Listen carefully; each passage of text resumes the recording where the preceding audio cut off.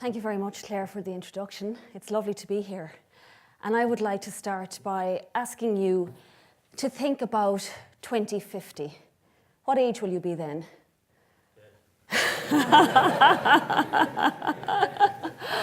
Well, have a little think and think about what the world might look like then. And just to help you with your future imaginings, it can be helpful to think about how far things have come over the last 38 years. It's hard to believe it with the communication technologies that we have now. But there was a simpler time when a bottle of Blue Nun and Dallas on a Saturday night epitomised the utmost of sophistication. So think about 2050, and when I think about the future, I think about global megatrends. I think about issues around energy security, food scarcity, climate change, a reality, not a debate, growing populations, 7 billion quickly en route to 9 billion, issues around neoclassic economics, and very significant issues around diminished ecosystems, goods and services. And all of these issues are wrapped up in what is one of the biggest challenges that faces humankind right now, and that's the issue of sustainable development. So sustainable development is often a misunderstood term, and we grapple coming to terms with exactly what it means. It was popularised in 1987 by the Brundtland Commission, and essentially the definition of sustainable development is development that meets the needs of the future without jeopardising the ability of future generations to meet their own needs. Fast forward to today, and global communities are concerned with issues around sustainability and climate change, and looking at these through various international fora, such as the IPCC, Rio+20, etc. But there is also a whole range of people, academics, NGOs, policymakers, industry representatives, and so on, that are looking at the question of sustainable development in the context of sustainable coastal development. So, why is the coast important, and why should we worry about sustainable coastal development? My interest in this, and spending my career as a marine geographer, stems back to when I was a teenager on the beautiful tall ship Asgard II. And it was through that experience that I had the privilege of getting to see phosphorescence at night as the waves slapped against the side of the ship, and the experience of seeing dolphins bow riding on the bow of the vessel as we were on long transit journeys.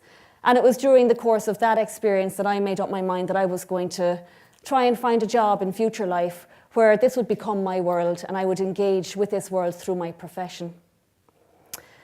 Since then, I've come to understand that 97% of the Earth is in fact ocean.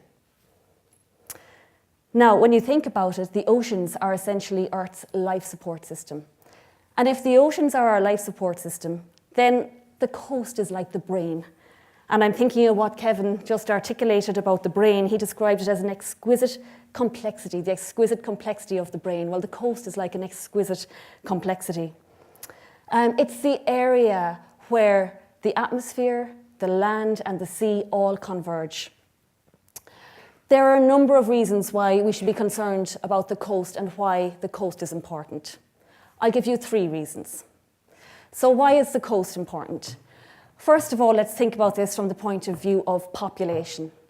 40% of the world's population live in the coastal zone.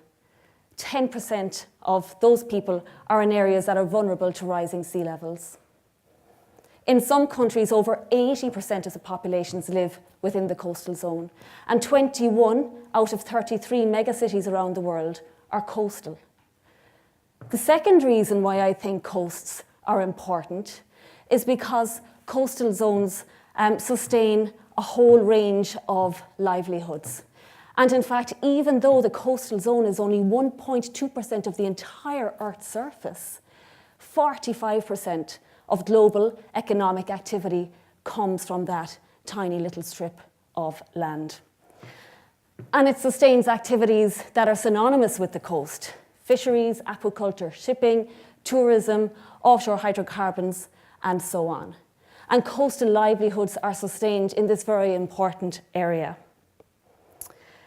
When we think about coasts, we also think about coastal zones being important from the point of view of habitats. So coasts support important habitats and unique habitats, such as salt marshes and mangroves. If we look at the case of Bangladesh, 80% of Bangladesh is made up from alluvial floodplain, and the majority of that area is less than 10 meters above sea level. And Bangladesh as a country is severely prone to the impacts of tropical cyclones and storms. In the past, mangrove ecology would have been an important environment as a defense mechanism against those types of extreme coastal hazards.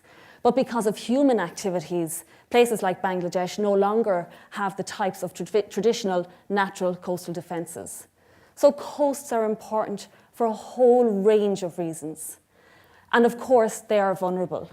When we think about the coastal communities and populations living in places like Bangladesh, managed retreat isn't really an option. It's not an option for those communities or for the communities that are hemmed in some of the world's coastal megacities today. So what are we going to do about this? We have, I believe, a need to take urgent collective action and to respond in terms of thinking about integrated coastal zone management. We need to bring together science, business, policymakers, and civil society to look seriously around the issues of how we're going to deal with the sustainable development of our coastal zone. The new Future Earth Initiative for Earth System Science, I believe, is a step in the right direction. And Ireland could demonstrate a significant leadership role in leading the way globally. If you think about our location here as the gateway to the Atlantic, our scale and our geographic position lends itself to Ireland becoming a national laboratory that can indicate and forecast and observe trends in that environment that can lead into better decision-making and understanding of the kinds of processes and changes that we have to manage. We need strong leaders in industry and in government to apply every ounce of human ingenuity to think about how we're going to deal with nature's forcings. Who knows what disruptive technology innovations are yet to materialise. If we think about marine renewable energy, it's a massive opportunity for Ireland. We could again become global leaders, harnessing the energy from our waves offshore and realising whole new enterprise and export sectors into the future. But it's not just about engineering a solution. We need to couple technological innovation with innovation in society, and governance innovation is hugely important. We have to drill down and think a little bit more deeply about how institutions function, how decisions are made, and where power and influence lie. And our own data from our research across 9 case study sites in Northwest Europe shows that big leaps forward can be made in institutional capacity building that will deliver tangible benefits for coastal zone management. We also need better engagement from civil society. Gandhi once said, "Be the change you want to see in the world." We all shoulder responsibility, whatever level. And whether it's top down or bottom up, we can make a change. In Cork Harbour, for example, over the last number of years, through Coastal Partnership, we've started to turn a corner with big projects such as Spike Island and Dimurk, delivering real tangible benefits now for the community there. So, to conclude, I'll reference Sylvia Earle, one of our finest international marine scientists. And Sylvia Earle, in her testimonial to Congress in relation to the BP Deepwater Horizon oil spill, stated that the greatest threats to our oceans and coasts, past, present, and future, are ignorance and its terrible twin, complacency. Hopefully this evening, I've helped to increase your understanding as to why coasts are important. We know what to do for the children of today and tomorrow. Now is the time to seize the future. Thank you.